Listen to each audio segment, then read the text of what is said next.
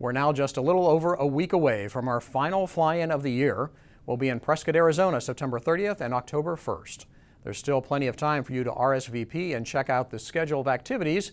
You can find the complete schedule on our website. A unique opportunity for folks who arrive on Friday is a guided tour of the Embry Riddle Aeronautical University Crash Lab. Here's more from AOPA Live's Warren Morningstar. If you look at all of the evidence, this wing had to go up. Each piece of wreckage has a story to tell. Bill Waldock's students are learning how to listen to what the airplane is telling them, what happened, and more importantly, why. He's a 203-hour private pilot with an instrument ticket that's not even wet. This is the Robertson Aircraft Accident Investigation Laboratory.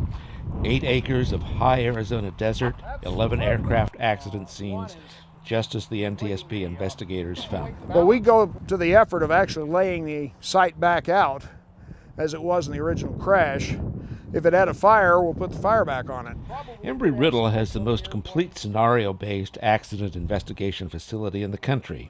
Today is the first time the class has been out in the field. This Piper Warrior, their first accident scenario. The clues to what happened? Take a look at the flap handle. It's deployed. Yeah, it's fully deployed. This airplane's capable of 40 degrees of flaps. Why is it deployed? Both flaps separated from the aircraft. The tail is broken off too, with some interesting damage. See this big dent in the leading edge?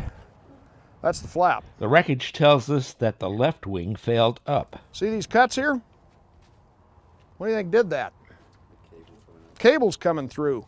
The wing is already failing, it's going up. That's one of the things that we can use to tell us direction it failed. The spar angle confirms the failure direction. More than likely, he's gotten this airplane into an updraft and he's going up top like a bat out of hell and doesn't know why, and he can't get it to slow down. He tried to use his flaps for speed brakes. Doesn't work when your airspeed's somewhere up in the top of the yellow arc. The students seem a bit overwhelmed. Maybe it's because a young man lost his life in this accident. Today, it was mostly a pile of broken aluminum. But by the end of the semester, they'll be better able to decode the clues hidden in plain sight. Warren Morningstar, AOPA Live. Thanks, Warren. Bill Waldock and our own George Perry, head of the AOPA Air Safety Institute, will be conducting tours of the crash lab next Friday during the Prescott Fly-In. And our visitors are going to have a chance to take a tour up here and learn some things about these accidents that we've got up here. I thought I'd show everybody the ones that have the best lessons, like that Air Commander. Always watch the gas, folks, and if in doubt, pop your fuel caps, because just sumping your fuel tanks won't reveal the kerosene.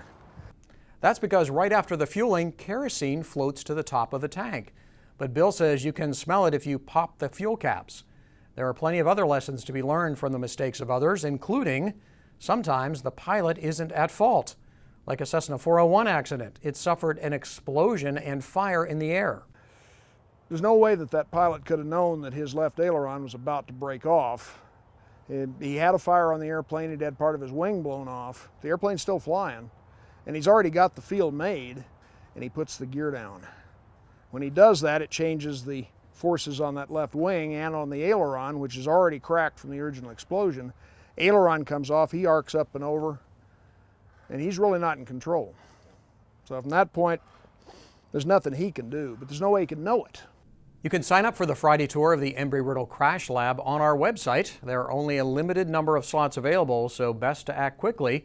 And remember, if you plan to come to any part of the Prescott Fly-In, please RSVP on our Fly-In websites.